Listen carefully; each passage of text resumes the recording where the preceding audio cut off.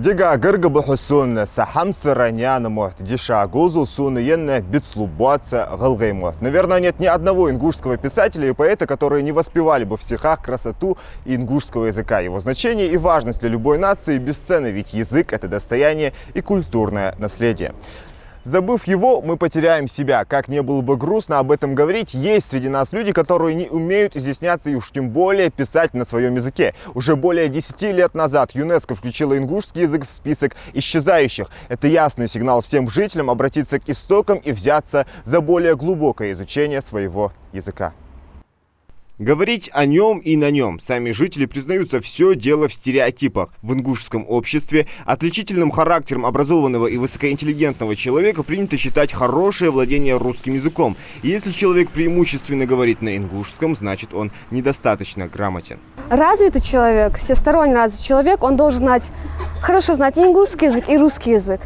Несомненно, русский язык нужен в нашем обществе, так как все учреждения, все институты, университеты в этих учреждениях, то есть, разговаривают на русском языке. Но и нельзя забывать про свой исконный язык, нужно развивать его и не забывать. Но лично мое мнение, многие есть такие, которые, как сказать, в основном в другом обществе. То есть, допустим, я жила среди тех, кто говорит по-русски.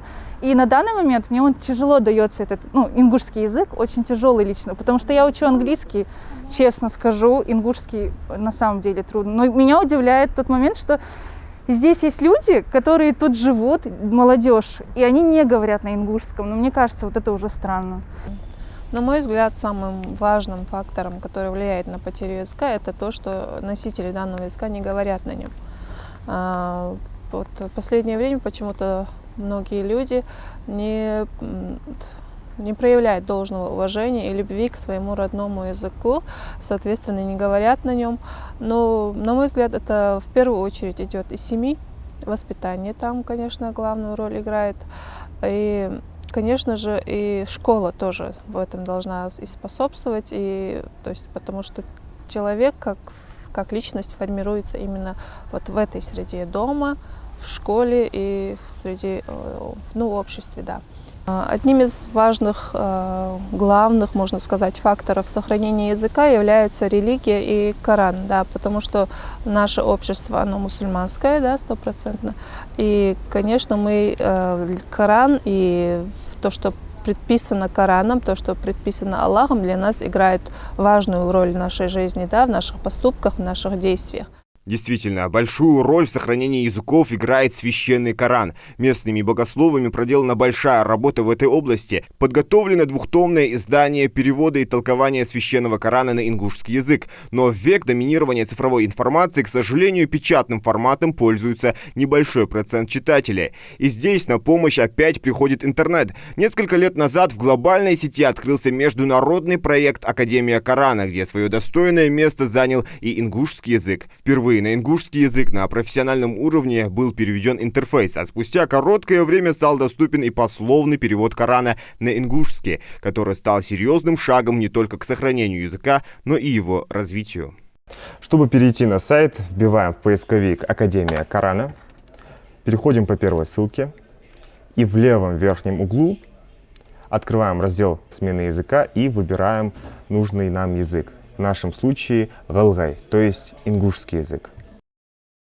Руководителем этого глобального проекта является простой мусульманин, который загорелся этой идеей более 5 лет назад. Академия Корана — это уникальный международный проект, где можно изучить Коран и арабский язык, используя самые современные инструменты в сфере образования. Священный Коран является словом Всевышнего. Аллах заложил несомненную мудрость в своем писании.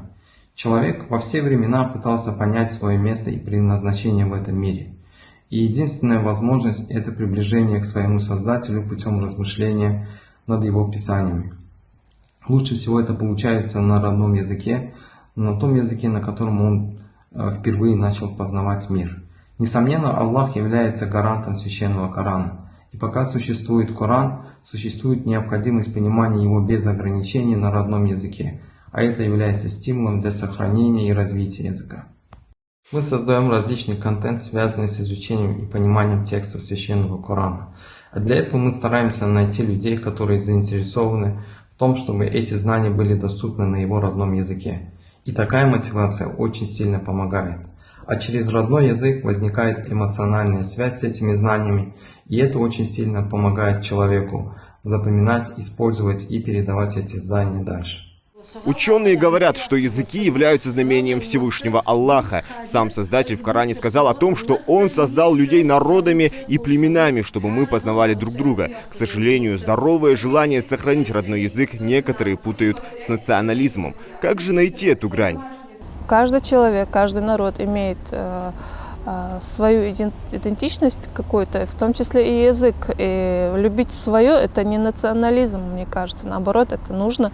Это должно быть у каждого человека, это как любовь к родине, и в том числе как любовь к родному языку. И национализм – это немного другое понятие, и сравнивать любовь к своему языку с национализмом, это, я считаю, не совсем правильно. Современный и креативный подход к развитию родного языка демонстрируют и сами жители. Так, проект Аслана Евлоева «Самохт» попал в число победителей форума Южного федерального округа Ростов. Идея заключается в развитии ингушского языка путем создания мобильного приложения с охватом не менее 10 тысяч человек. Аслан ищет разработчика для приложения и надеется, что уже скоро его интернет-продукт уже заработает и поступит на IT-рынок. Автор надеется, что это приложение поможет и ему. Всем нам известно, что ингушский язык претерпевает такие нехорошие времена из-за того, что и молодежь, и дети в основном сейчас разговаривают на русском языке и забывают свой ингушский язык. И нет приложения в интернете, где люди смогли бы заниматься изучением ингушского языка.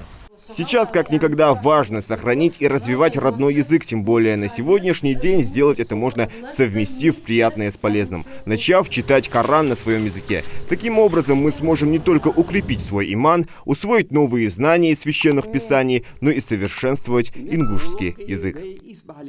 Зелимхан Калоев, Адам Аушев, канал Алиф, Ингушетия. Если есть темы и события, которые вы считаете, что нужно осветить, напишите нам news@alif.tv.